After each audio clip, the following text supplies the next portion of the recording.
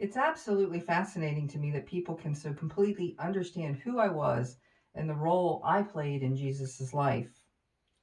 As if the prior confusion was not enough, recent popular books and movies have added a layer of misinformation to the mix. Oh, I'll be the first to admit I was attracted to Jesus. We all were.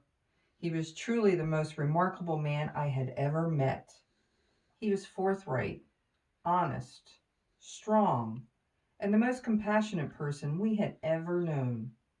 Yes, we all loved him, but not in the way that I've been often portrayed.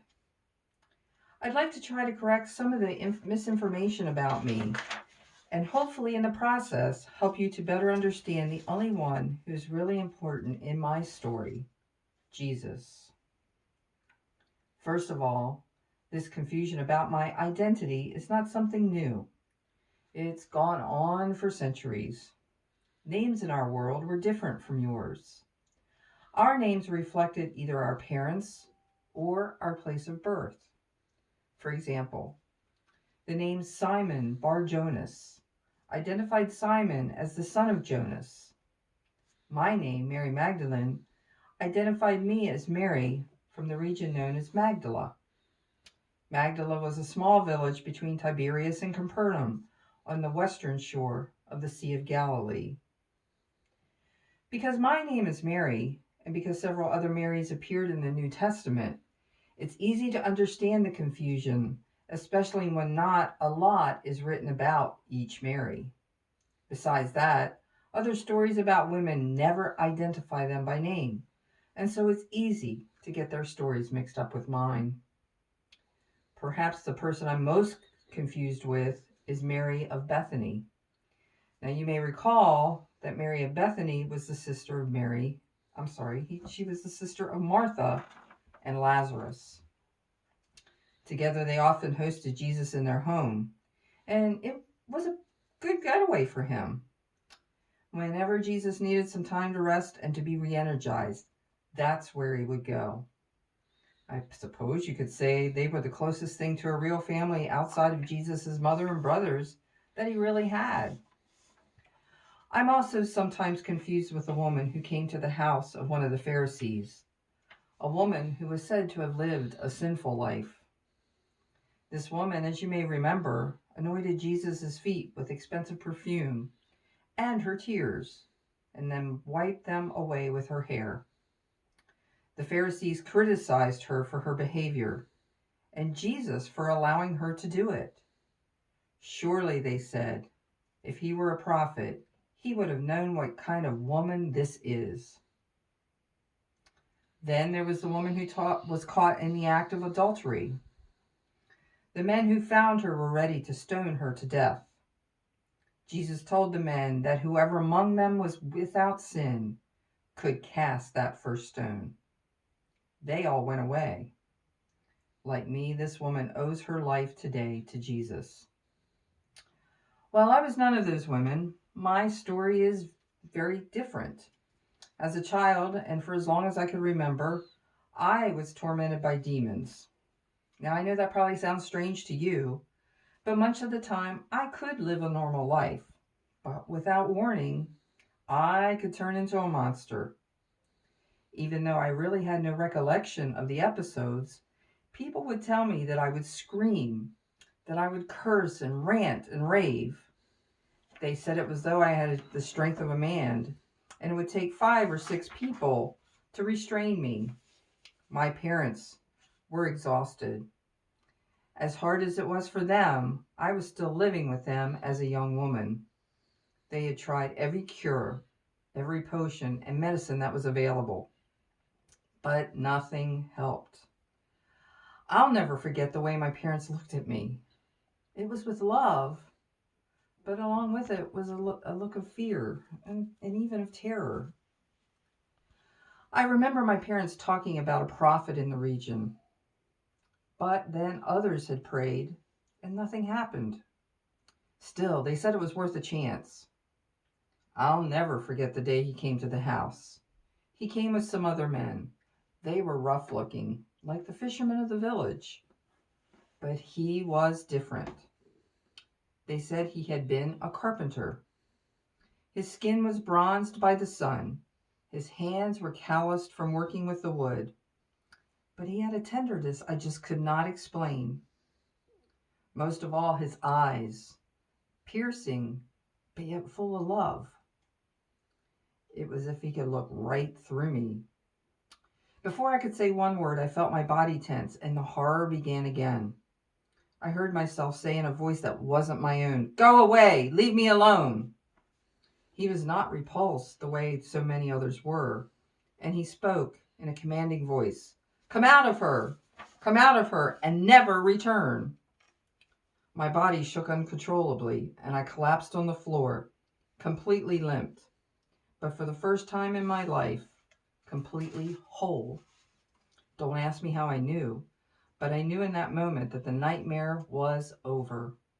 Others were skeptical, but I knew it was over. Or perhaps I should say, my life had just begun. Sometime after that miracle, I joined a group of women disciples who followed Jesus and shared his ministry. Many of the others had stories very similar to mine. We helped in any way we could, even providing for him out of our own resources. It was the least we could do for the one who had done so much for us, setting us free from the powers of evil to know the love of God. And it was a privilege to travel from place to place with Jesus. We heard his marvelous teachings. We witnessed countless healings. And he was telling our own stories to point others to him.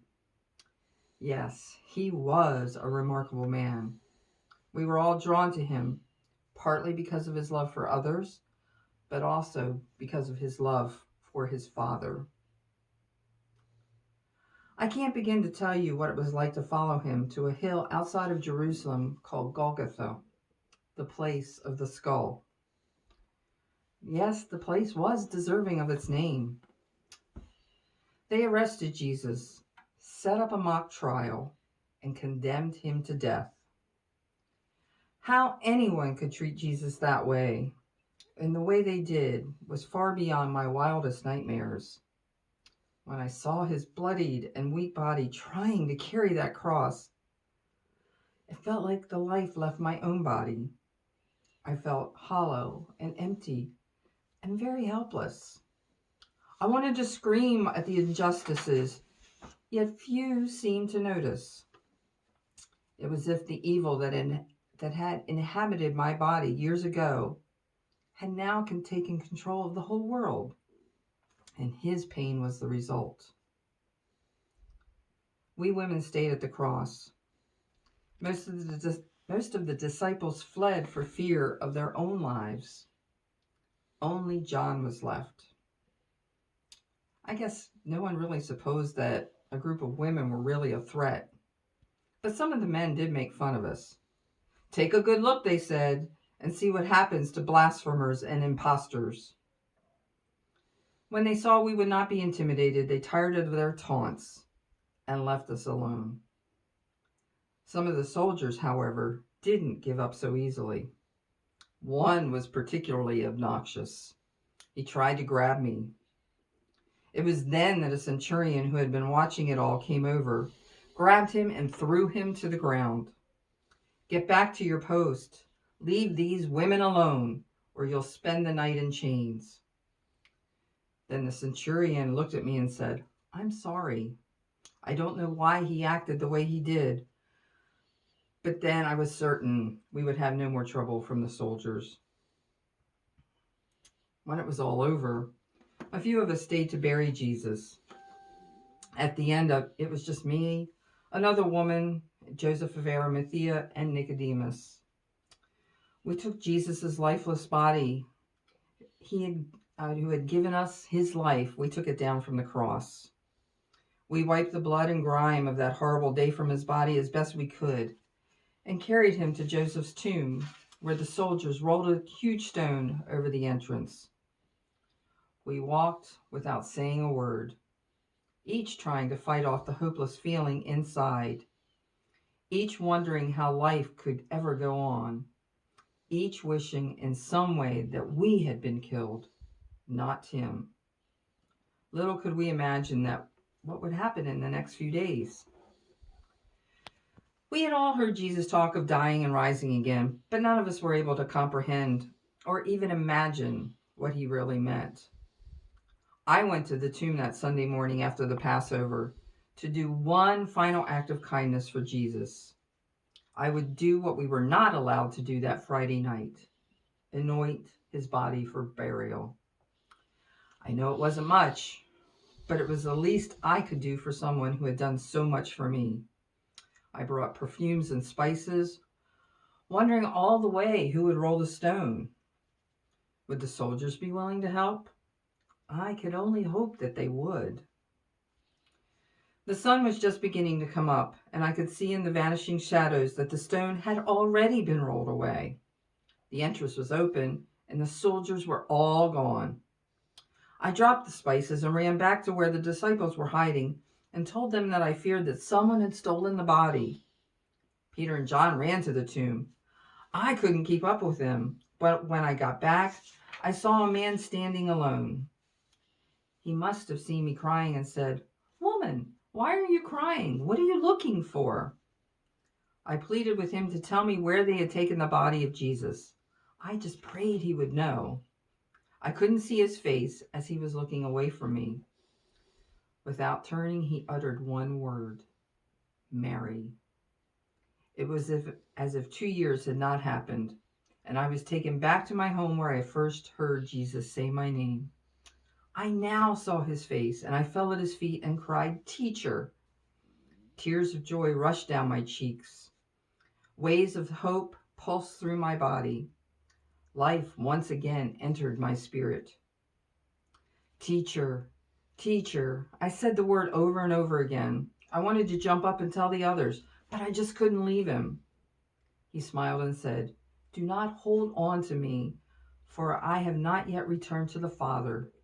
Go instead to my brothers and tell them, I am returning to my Father and your Father, to my God and your God." It was then I saw the spices I had dropped before. I had almost forgotten why I had come, but it didn't matter now. I had seen the Lord. Nothing else mattered. He was alive. Jesus was alive. Nothing else mattered that day, and nothing else matters tonight. Only one thing: he is alive. May you fall at his feet and know he died and rose for you. May you too be able to see, I have seen the Lord.